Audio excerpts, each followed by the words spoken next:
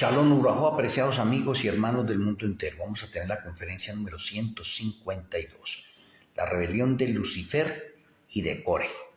Vamos a tener la tefilá.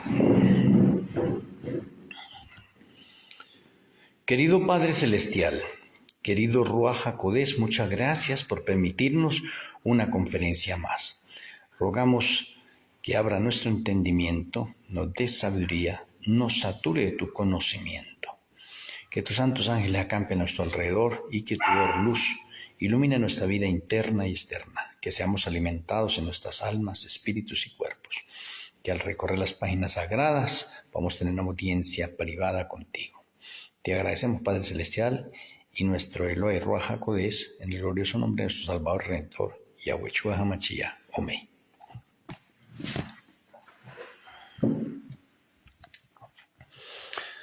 Bueno, terminado el santuario terrenal, se colocaron los utensilios y los muebles en los lugares asignados por Yahweh.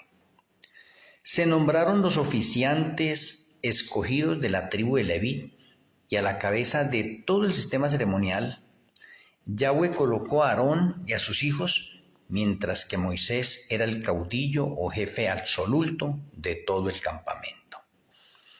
A pesar de las constantes quejas y rebeliones del pueblo, bien fuera por falta de agua o de comida, pero la autoridad de Moisés y el liderazgo espiritual de Aarón no habían estado nunca en tela de juicio. Pero un día la calma organizacional se acabó.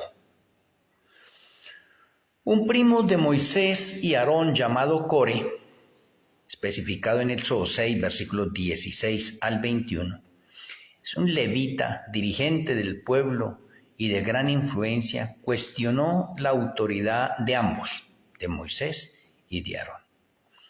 En Números 16 se encuentra el relato.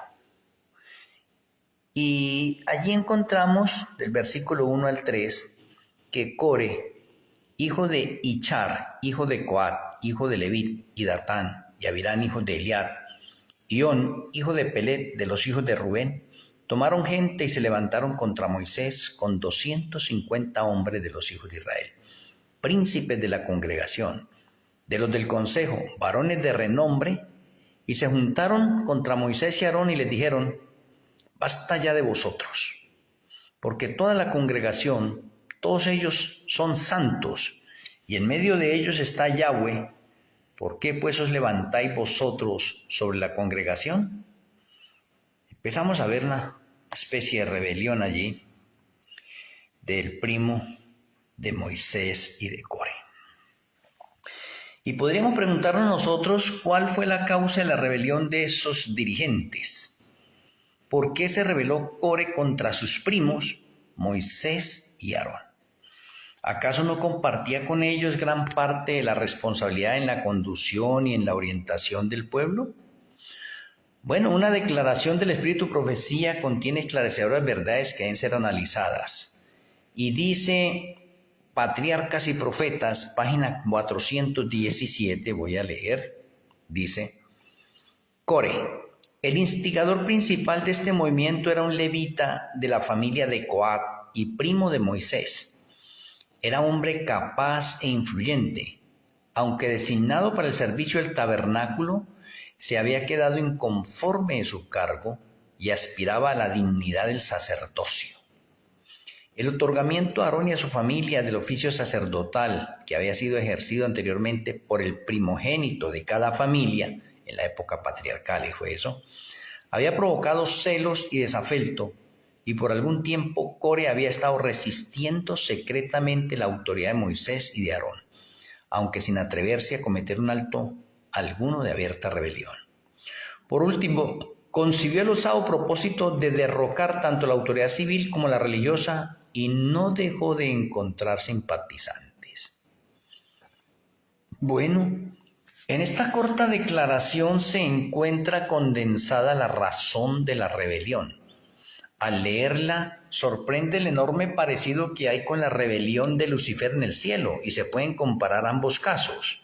Por ejemplo, en primera parte, la rebelión la inició un allegado a Moisés, el caudillo supremo de Israel, tal como en el cielo la originara Luzbel, aquel que después de Yahshua HaMashiach había sido el más honrado por Yahweh y el más exaltado en honor y en gloria entre los habitantes del cielo. Core era nieto de Coat, uno de los 3 hijos de Leví, y que junto con su familia tenía las mayores responsabilidades dentro de las labores del tabernáculo, como lo especifica Números 4, versículos del 1 al 20. Core estaba por encima de los meraritas y de los gersonitas. Interesante. De manera parecida, Lucifer antes de su caída era el primero de los querubines que cubrían el propiciatorio santo y sin mácula. Segundo, Core era un hombre capaz e influyente.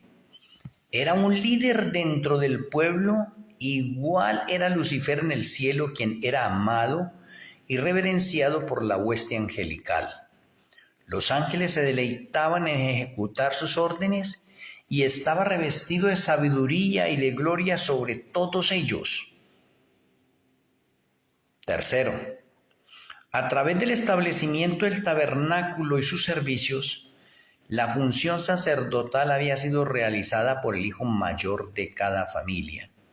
Y aunque Core era el mayor de los hijos de su padre Ichar, por línea familiar sucesorial, Aarón tenía el derecho a la primogenitura no solo por ser mayor que Moisés, sino porque su padre Amram era mayor que Ichar, padre de Core.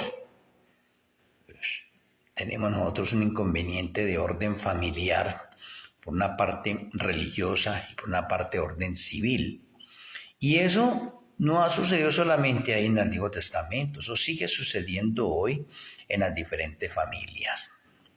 La línea sucesorial sacerdotal por primogenitura en Coat tuvo 4 hijos: Amram, el primogénito, Ichar, Hebrón y Uziel, que es lo que se puede confirmar en las Sagradas Escrituras.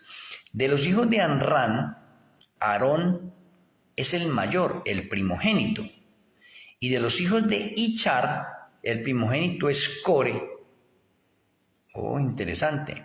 De los hijos de Aarón, Nadab, Abiud, Eleazar y Tamar. Tenemos que Nadab y Abiud murieron y la primogenitura le correspondió a Eleazar. Y como usted puede darse cuenta a través de las Sagradas Escrituras, va a encontrar que Eleazar sucedió a Aarón. Nadab y Abiud murieron y la primogenitura recayó sobre Aarón. Entonces tenemos nosotros, recayó sobre Eleazar, cuando Nadab y Abiud murieron, que eran de pronto el primero o segundo. Entonces, como murieron, entonces Eleazar, que es el tercero, entonces toma la primogenitura. En consecuencia, Core no tenía ninguna razón para reclamar el sacerdocio por cuanto él era menor que Aarón, y otra razón más poderosa que esta consistía en que el mismo Yahweh había elegido a Aarón y a su familia como sacerdotes, y Core lo sabía, de tal suerte que su rebelión no fue contra Aarón o Moisés, sino contra el mismo Yahweh. Lo que podemos mencionar nosotros es que el sacerdocio levítico fue escogido directamente por Yahweh. Y tratar de rebelarse o no estar de pronto de acuerdo con algunos de esos líderes, no era rebelarse contra el líder, era rebelarse contra Yahweh, quien había escogido ese liderazgo. Pues aparentemente lo que Core codiciaba era el puesto de Aarón y no precisamente el de Moisés. De manera similar, Lucifer aspiraba a la dignidad de Yahshua y no expresamente al trono de Yahweh Padre, pero el resultado era el mismo. ¿Por qué? Pues porque es Yahshua quien decidió tomar la naturaleza de un ángel y Lucifer pues no cuestiona la autoridad del Padre ni cuestiona la autoridad, la jerarquía de Malquisedec, sino la de Yahshua, por haber tomado de pronto la naturaleza de un ángel. Bueno, uno es desestabilizar el gobierno de Israel y el otro el del gobierno celestial. O sea, ¿cómo así? Core, desestabilizar el gobierno de Israel. y Lucifer el gobierno celestial. Por eso es que tenemos nosotros en esta conferencia la rebelión de Lucifer y Core, parecidos a esos casos. Core tuvo celos y envidia, pero en secreto. No se lo manifestaba a Moisés y Aarón, pero internamente, de manera soterrada, resistía la autoridad de ambos. Y Lucifer procedió en forma similar en las cortes celestiales. Quinto, finalmente podemos ver que Core se rebeló abiertamente y cómo 250 príncipes de gran influencia se habían adherido, engañados a su causa. Pensó que con esa influencia podría cambiar el rumbo del liderazgo en Israel. Había entre los del pueblo que no estaban de acuerdo y trataron de hacerlo entrar en razón. Incluso Moisés lo llamó para que dialogara, pero altaneramente rehusó, como está especificado en Números 16, versículos 12 al 14. A pesar de que Core contaba con un gran número de simpatizantes, estos habían sido engañados por la distorsión que Core hizo de las razones de su rebelión. Ni siquiera los dos hermanos Datán y Abirán, sus más inmediatos colaboradores, eran señalados como los directos instigadores de la revuelta. Por eso Moisés les solicitó que se apartaran de Core, pero por orgullo de no reconocer su error, se mantuvieron desafiantes al lado de Core. En esas circunstancias, Yahweh le dice a Moisés: apartaos de entre esta congregación y los consumiré en un momento. Números 16, 21.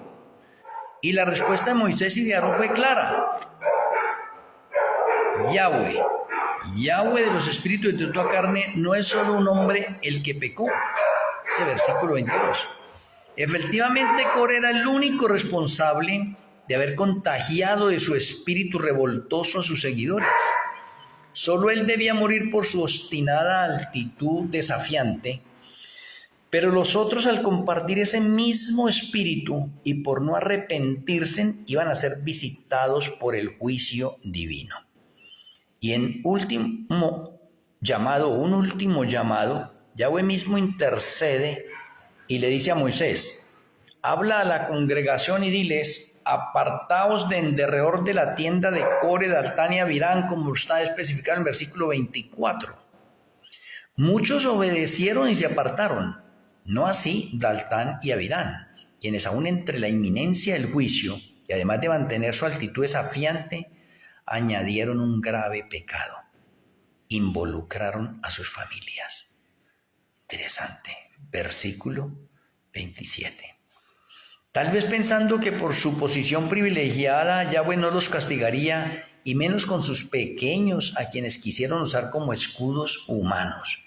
Sin duda que los hijos compartieron el mismo espíritu de sus padres, por cuanto Yahweh es claro cuando dice: el alma que pecare, esa morirá. El hijo no llevará el pecado del padre. Ezequiel 18:20. ¿Por qué? Porque es una razón individual de cada uno. Pero de pronto muchas personas deciden llevar el pecado de sus padres. Y por llevar el pecado de sus padres, pues deben recibir la misma clase de juicio. Y esto está sucediendo acá con Core, Datán, Abirán y sus familias. Y de pronto muchas veces, como en muchas rebeliones que se ven, que se coloca de pronto a las familias, a los hijos, a los pequeñitos, como una especie de escudo para protegerse. En el caso del juicio divino es diferente. El alma que pecare, esa morirá. Ahora, el hecho de que se esté rebelando Core, Datán y Abirán, se están rebelando contra Moisés y Aarón, pero resulta que fue el Señor el que escogió a Moisés y a Aarón. Entonces uno llega a decidir en ese momento, entonces realmente Core, ¿contra quién es que se está rebelando? Es contra Yahweh. Y algo semejante se vio de pronto en el caso de Lucifer. Finalmente se rebeló abiertamente contra Yahweh Hijo, contra el gobierno de Yahweh Padre. Y los ángeles leales intentaron convencerlo de su error. El mismo Yahshua lo mandó llamar para hablar con él, pero éste lo tomó como señal de debilidad y orgullosamente se negó. Y de forma similar a los 250 príncipes que fueron engañados por Core, los ángeles que seguían a Lucifer también habían sido engañados y a ellos se les dio la oportunidad de volver, de arrepentirse, pero no lo aceptaron. Y cuando decimos no lo aceptaron, hacemos referencia de pronto a la tercera parte de los ángeles que cayeron. Porque hubieron unos que en la última conferencia o en el último concilio que se hace con esos rebeldes en el cielo, hubieron unos que se arrepintieron. Porque los que había engañado Lucifer era la mitad de los ángeles del cielo. Y en esa última parte hubieron muchos que se arrepintieron y abandonaron las huestes de Lucifer, y Lucifer quedó con una tercera parte. Entonces, esa tercera parte no aceptaron, no quisieron arrepentirse. Y como no aceptaron, pues fueron expulsados del cielo. El resultado fue su castigo. Coren, Datán, Abirán y sus seguidores fueron tragados vivos por la tierra. Descendieron a las entrañas de la tierra, de modo parecido le ocurrió a Satanás y a sus seguidores. Fueron expulsados del cielo y cayeron a la tierra. En ambos casos los culpables descendieron a las profundidades del abismo. En el caso de Core, el norte era la superficie de la tierra, y el sur, el abismo que se abrió. Y para Satanás, el norte era el cielo y el sur, la tierra. O sea que hay una relación, hay una conexión entre Lucifer y Core en la parte de su rebelión. Del norte cayeron al sur. Satanás, que estaba en el norte, cielo, cayó al sur, que es la tierra. Y Core, que estaba al norte en la superficie de la tierra se abrió y fueron devorados, tragados hacia el sur. Mire qué importante eso. O sea, los puntos cardinales adquieren mucha importancia. De pronto mañana voy a tener una conferencia con relación a los puntos cardinales desde el cielo y cómo repercuten en la tierra y qué influencia tienen esos puntos cardinales hoy en día en nosotros. De pronto podría mencionarle que los cuatro ángeles que retienen los cuatro vientos en la tierra están relacionados con los cuatro puntos cardinales. Mañana, con la ayuda del Eterno, espero que lo tengamos. En la literatura hebrea, el abismo es usado a menudo como un símbolo de la tierra. Porque es que usted va a encontrar de pronto en las Sagradas Escrituras que Satanás fue lanzado al abismo. Pero el abismo también hace relación a las profundidades del agua. Porque al principio el planeta Tierra estaba desordenado y vacío. Lo único que había aquí en el planeta Tierra era agua y oscuridad. Entonces la parte abismo también hace relación a la cárcel a donde fue enviado Satanás y que queda en las profundidades de la tierra porque no había sino solo agua. O sea, en conclusión, al rebelarse contra la autoridad de Moisés y Aarón, Core realmente estaba atacando el santuario por cuanto este era el centro de todas las actividades del campamento. Era la sede del trono de Yahweh aquí en la tierra. Era en esencia la sede del gobierno teocrático de Yahweh, lo que nos indica entonces de la gravedad de este ataque y el porqué, la drasticidad del castigo. Porque es que nosotros no podemos rebelarnos de pronto contra los líderes o contra los siervos o contra el remanente que Yahweh ha escogido, porque estamos entonces no atacando de pronto a ese remanente o a esos líderes, esos remanentes, sino nos estamos rebelando como Lucifer y Core es directamente contra Yahweh.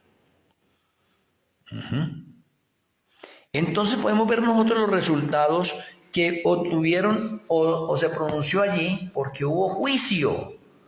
Y lo que quiero recordarles acá es la parte del santuario que es tan clave. Y es que en el santuario, cuando hablamos de juicio, entonces hay dos cosas importantes. Hay alegría para unos y hay destrucción para otros. Y cuando hablamos nosotros de que hay alegría para unos y destrucción para otros, nos estamos refiriendo en este momento a que de pronto hay una fiesta que ya conocemos muchos nosotros y que se llama Yom Kippur. Por eso cada vez que llega Yom Kippur, que es la fiesta más solemne de Yahweh, esa es la fiesta que nos hace entrar a nosotros en esa relación de arrepentimiento y más que arrepentimiento, conversión. Pero antes de que llegue ese Yom Kippur, la parte del juicio, por eso está Yom Teruah, antes, o sea, la fiesta Yom Teruah. Y Yom Teruah que se realiza el día 1 de Tirre, es una preparación para que podamos enfrentar el Yom Kippur en paz con Yahweh y en paz con el prójimo. Pero independientemente que lo llevamos a la parte del Yom Kippur, mire que Yahweh hace una especie de mini juicios independientes fuera del Yom Kippur. Pero Yom Kippur nos muestra la drasticidad del amor, la misericordia y la justicia de Yahweh. Si nosotros mencionamos de pronto la palabra amor, abarca todo. Pero cuando mencionamos la palabra justicia, a muchos no les gusta esa palabra. Porque es que esa palabra de justicia está conectada o relacionada con destrucción, con muerte. Independientemente de muerte física, muerte eterna también. Entonces de pronto muchas personas, inclusive veo muchos líderes, que de pronto cuando se habla de justicia, no les gusta eso, casi no les gusta eso. A los creyentes generalmente les gusta que se les den sermones de pronto de liderazgo, de que Dios es amor, que es benevolente, que Él nos bendice, que Él quiere todo lo bueno para nosotros. Y eso está bien, pero cuando vamos a hablar de pronto de Yahweh en la parte de su justicia y cómo es que nosotros debemos mirarnos en el espejo de la ley para ver cómo estamos delante de Yahweh, para que el juicio de Yahweh no nos toque a nosotros. O sea que tenemos señales y advertencias nosotros con anticipación para que podamos arrepentirnos y tener una conversión sincera, sin necesidad de recibir la justicia, el juicio de destrucción de Yahweh. Y cuando Yahweh va a ejecutar su juicio, entonces podemos decir que el amor y la misericordia se hacen a un lado y entra a obrar la justicia. En este caso tenemos con Core. Core se estaba rebelando contra Moisés, ¿sí ve? Y contra Aarón, ¿sí? Pero Moisés y Aarón fueron llamados, escogidos directamente por Yahweh. Entonces podemos decir que aparentemente, aunque Core está rebelándose contra Moisés y contra Aarón, él se está rebelando, sinceramente, es contra Yahweh. Y como está rebelando contra Yahweh, y está tan rebelde, o como podemos decir nosotros en una parte, entra en un estado de terquedad, de orgullo y de soberbia, que no admite el paso atrás de arrepentimiento y conversión, entonces Yahweh tiene que ejecutar juicio. Y por eso Core, Daltán y Avirán fueron tragados por la tierra, llevados al sur. Estaban en el norte, en la superficie de la tierra, y fueron tragados por la tierra abajo, al abismo, al sur.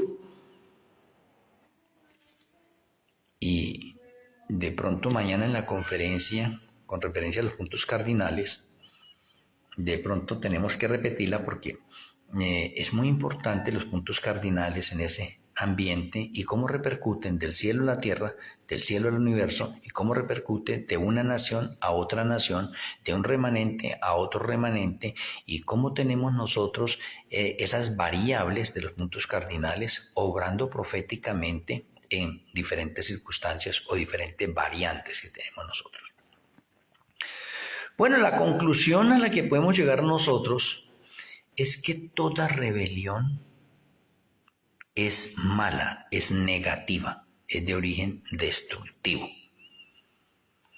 Toda aquella persona que decide entrar en rebelión, en desobediencia, pues tendrá que enfrentar la justicia, el juicio de Yahweh. Y eso es inevitable. Ahora, Yahweh quiere salvarnos a cada uno de nosotros y no retarda su promesa porque Él quiere que todos procedamos al arrepentimiento. En otras palabras, Yahweh no quiere ejecutar ese juicio a nadie. Y espera y espera y es paciente y paciente esperando que la persona en determinado momento entre en razón, pueda tener un arrepentimiento y una conversión para librarse del juicio. Pero el patrón profético nos dice a nosotros que si nosotros no nos arrepentimos y nos convertimos, entonces tenemos que enfrentar el juicio, la ira de Yahweh.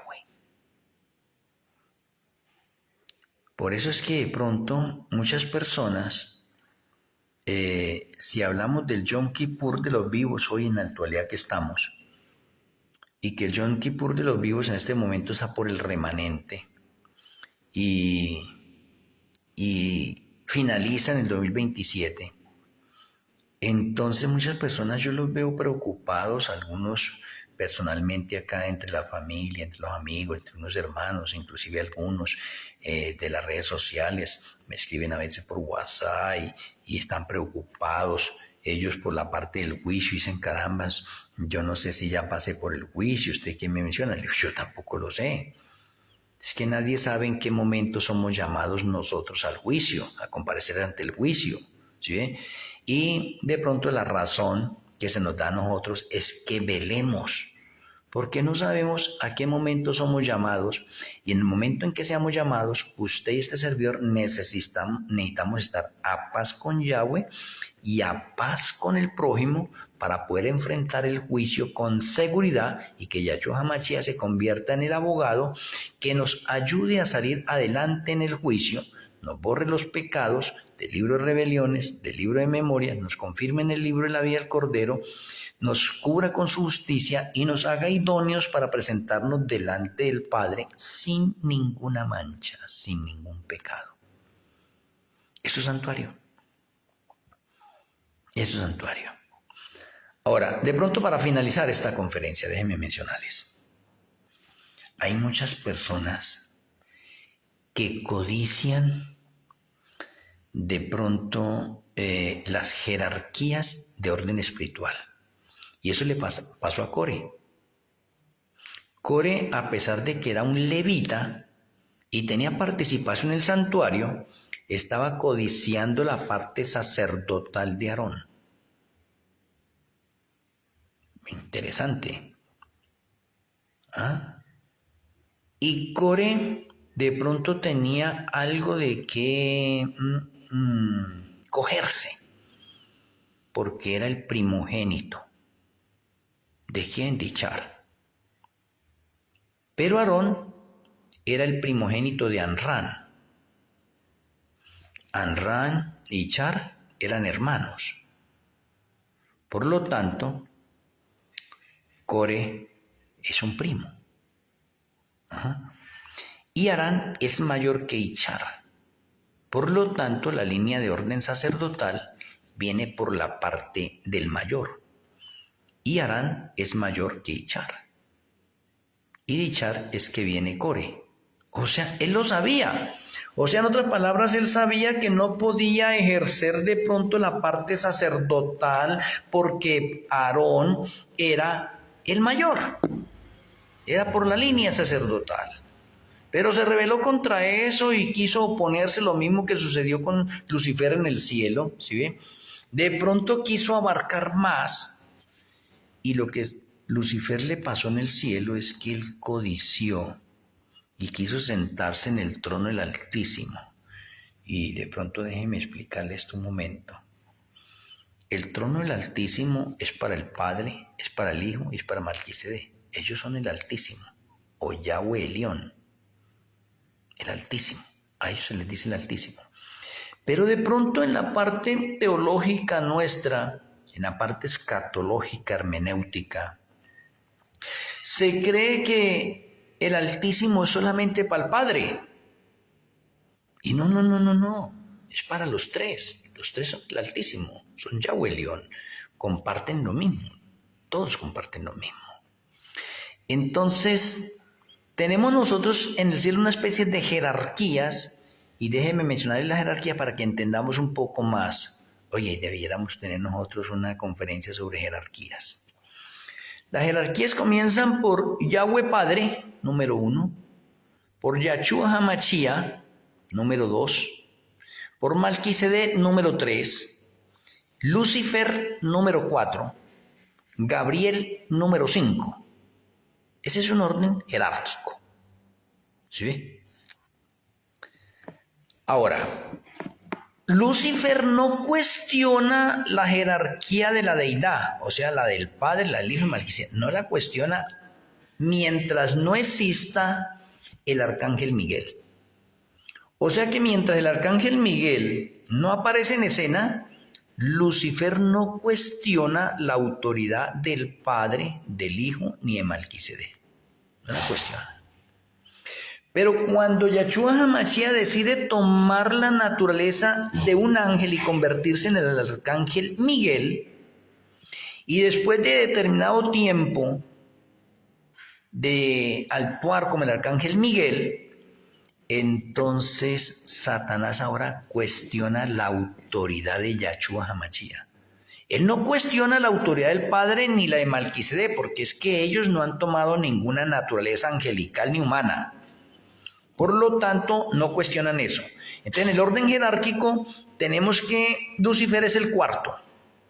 Pero cuando Yahshua HaMashiach toma la naturaleza de Arcángel Miguel, entonces desplaza a Lucifer del cuarto. Y el cuarto viene a ser ahora el Arcángel Miguel. Pero ese Arcángel Miguel es el mismo Yahshua. O sea, el Arcángel Miguel, que ocupa ahorita el cuarto grado jerárquico en el cielo, es también el segundo. Segundo como divino y cuarto como el Arcángel Miguel. Por lo tanto, Lucifer pasó al quinto lugar. Y eso es lo que tenemos de pronto en muchas denominaciones, que de pronto se dan unos cargos jerárquicos a diferentes hermanos por 1 año o 2 años, y luego ese tiempo entonces se cambian de pronto los cargos jerárquicos, y los que están en los cargos altos los ponen en cargos bajos y se ponen bravos. Se ponen bravos. Ahora pregunto, ¿de dónde salió eso? Pues de Lucifer. Lucifer se puso bravo de que siendo el cuarto en la rama jerárquica, ahora es el quinto. Por lo tanto, ahora Lucifer cuestiona la autoridad de Yahshua,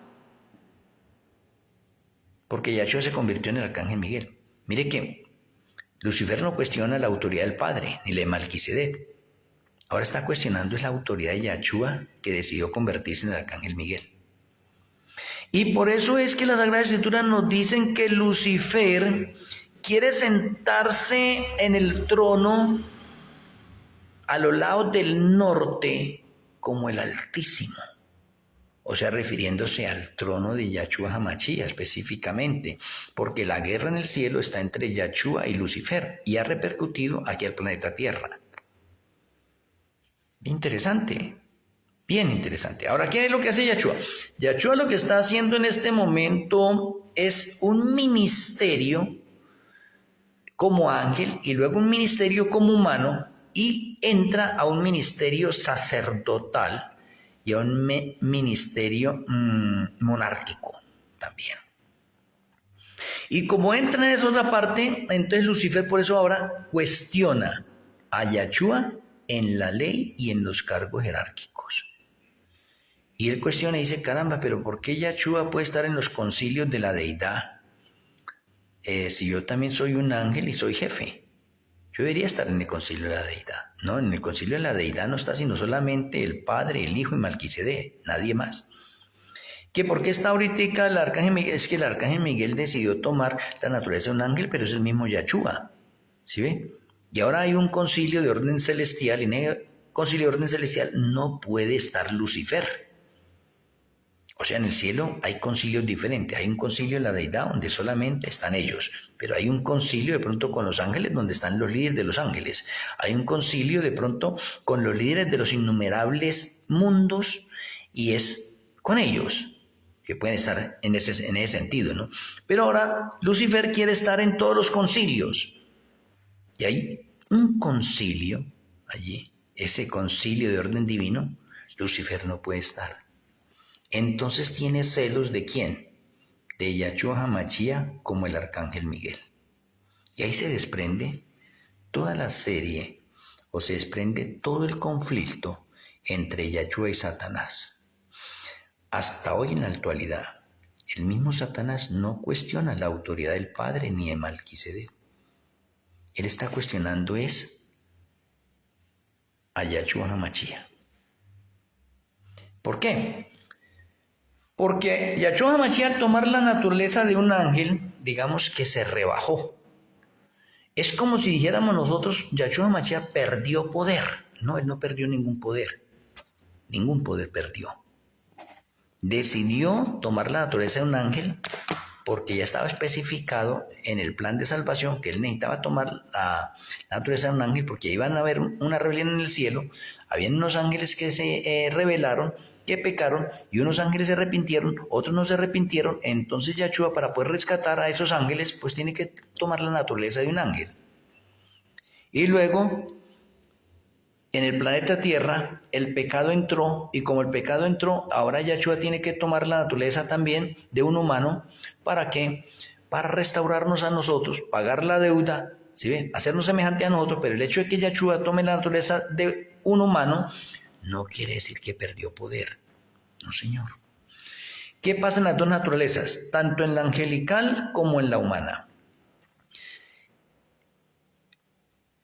Digamos que los poderes de Yahshua son estorbados, son aplazados o quedan quietos o se vuelven neutros por determinado tiempo.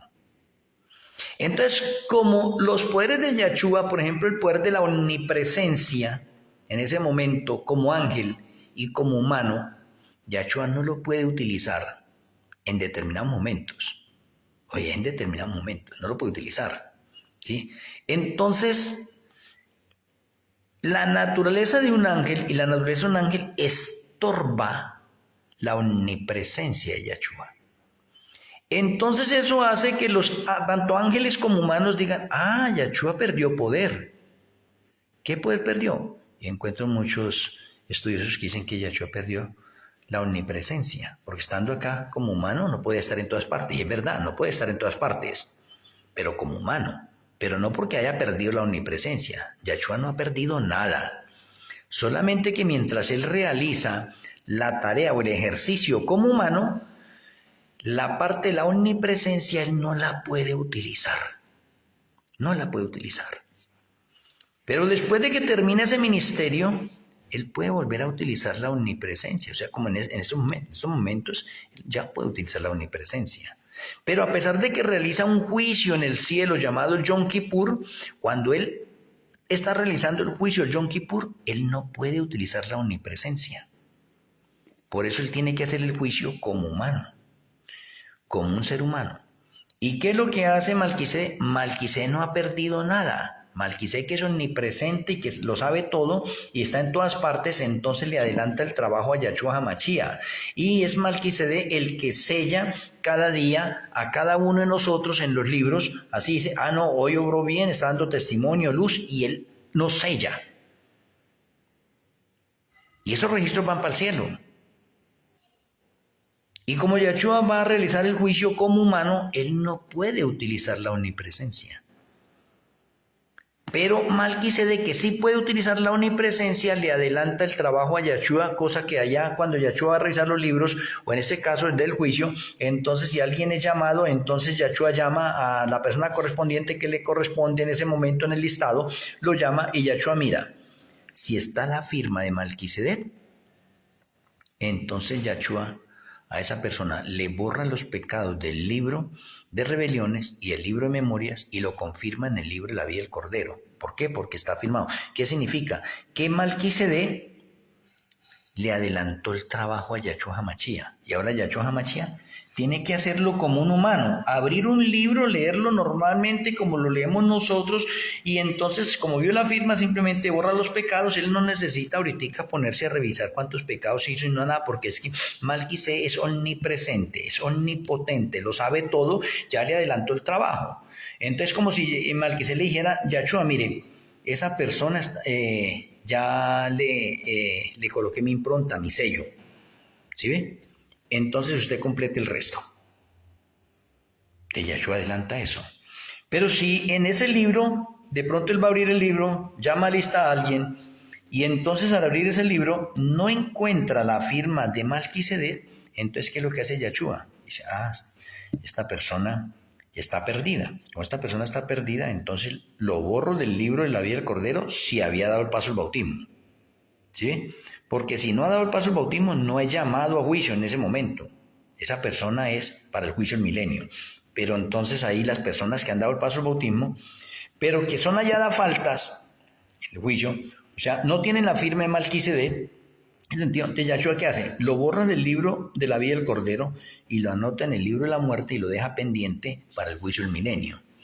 Entonces, ¿cuántos casos hace Yahshua en el día? Pues rápidamente, eso es rápido. ¿Por qué? Porque Malquisedec, que sí es omnipresente, le adelanta el trabajo a Yahshua, que no puede utilizar la omnipresencia en el momento en que está trabajando como humano o como ángel. No puede utilizar la omnipresencia. Y sin embargo, en el juicio hay un horario de trabajo. Después de que se sale ese horario de trabajo, Yahshua ya puede utilizar la omnipresencia. Vea, es un poco complejo todo esto, ¿sí ven? Pero es hermoso entenderlo y comprenderlo. O sea, Yahshua, ¿qué perdió? No ha perdido nada. Solamente que por determinados momentos es estorbada de pronto la omnipresencia en él, que no puede estar en todos lados. Por eso Yahshua dijo a los discípulos, les conviene que yo me vaya, y yo les enviaré otro consolador que estará con ustedes todos los días hasta el fin del mundo. Porque Yahshua se va y no puede utilizar la omnipresencia como humano en el cielo. Pero está Malquisedec que sí la puede hacer. Pero déjeme aclararle. Yahshua tiene un trabajo específico en el cielo, así como había un trabajo específico aquí en el planeta Tierra. Y déjenme mencionarles de esta manera, a ver si de pronto lo comprendemos. El trabajo sacerdotal en el santuario terrenal es de 12 horas todos los días. Empieza a las 6 de la mañana y finaliza a las 6 de la tarde. ¿Cuánto es el trabajo? 12 horas. Ahora yo le pregunto a usted, si esa es la sombra o la figura del santuario terrenal, entonces ¿cuánto es el trabajo de Yahshua en el cielo? Pues también 12 horas. O sea que Yahshua trabaja en el cielo 12 horas también, juntamente con los acompañantes que están allá, o sea, las personas que resucitaron en ocasión de su muerte, que están ayudándole en el sacerdocio para que se cumpla la parte de la realidad de las 24 órdenes que asistían la parte de la liturgia en el santuario terrenal. Yahshua también lo está haciendo así mismo allá. Entonces Yahshua trabaja 12 horas. ¿Y las otras 12 horas qué? Pues déjenme decirles que las otras 12 horas en el cielo, allá no hay oscuridad, no hay tinieblas, allá todo es luz. Y esas otras 12 horas en las cuales Yahshua no trabaja, ahí él puede utilizar el poder de la omnipresencia ya, porque no está trabajando como ángel, ni está trabajando como humano. O sea, cuando él entra a la parte del juicio, entonces hay ciertas cosas que son estorbadas en ese momento por la naturaleza de un ángel y por la naturaleza de un humano, que es la Yahshua, que las tiene ambas. Pero cuando él deja de trabajar en ese tiempo, él no está restringido ahora, porque está en el cielo. Y él ya cumplió su papel. ¿Cómo? Él cumplió su papel en la obra de redención, tanto para los ángeles como para nosotros, que la sigue desarrollando en ese momento para llevar a cabo la obra de juicio del Yom Kippur, que se está efectuando en este momento, ¿sí ve? Para llevarla a cabo y para darle cumplimiento ¿a qué? Al plan de salvación. Entonces mire que hay un poconón de cosas de pronto que se nos pasan por alto a cada uno de nosotros. Espero de pronto que en esta conferencia que hemos tenido hoy podamos comprender que toda rebelión será castigada y que por toda rebelión, especialmente contra la deidad, vamos a recibir juicio. Por lo tanto, se nos insta a cada uno de nosotros que andemos nosotros como un centinela, como una atalaya en nuestras propias vidas, vigilándonos a nosotros mismos, para que andemos en paz con Yahweh, en paz con el prójimo, y para que ningún pecado nos atormente a nosotros y andemos en la santidad que el Eterno requiere. Espero que con la ayuda de la deidad, cada uno de nosotros seamos impresionados en nuestros corazones a vivir una vida de santidad. Voy a tener la tefila final. Amoroso Abba Kadó Yahweh, amoroso Eloi Malquisedec, muchas gracias por la conferencia a esta hora, gracias por recordarnos la rebelión de Lucifer, la rebelión de Core, la rebelión de pronto de muchas personas en el mundo, la rebelión que hemos tenido nosotros en determinadas ocasiones. Pero gracias por perdonarnos, gracias porque habla a nuestras conciencias, podemos arrepentirnos y podemos tener una conversión para andar en santidad, en pureza, en integridad, en rectitud delante de ti. Perdona nuestros errores, nuestros pecados y ayúdanos que en este Yom Kippur de orden profético nosotros podamos estar pendientes de cuándo vamos a ser llamados a lista y que podamos estar en paz contigo y con el prójimo para enfrentar el juicio sin miedo. Rogamos para que tu bendición repose en nuestras vidas. Te lo agradecemos en el glorioso nombre de nuestro Elohe, Yahweh Hamashiach. Amén. Amén. Un abrazo a la distancia, mis apreciados amigos y hermanos. Les amo en Yahshua Hamashiach. Aquí en el perfil del Face coloqué el enlace de Zoom. Mañana es viernes, mañana no tengo conferencia por este medio. Los invito a ustedes a que puedan entrar al Zoom y estar en la Escuela de Profecías. En la Escuela de Profecías es de 7 a 9 de la noche. Espero verlos a cada uno de ustedes ahí en la Escuela de Profecías. Entonces, en el perfil del Face acá, ahí anoté la parte del enlace. Entonces, si tienen la aplicación, pues entonces entren de una vez. Si no tienen la aplicación, pues bájenla y entren de una vez a la Escuela de Profecías mañana. Entonces espero, el Eterno me les bendiga. Shalom Ubajo. Feliz noche.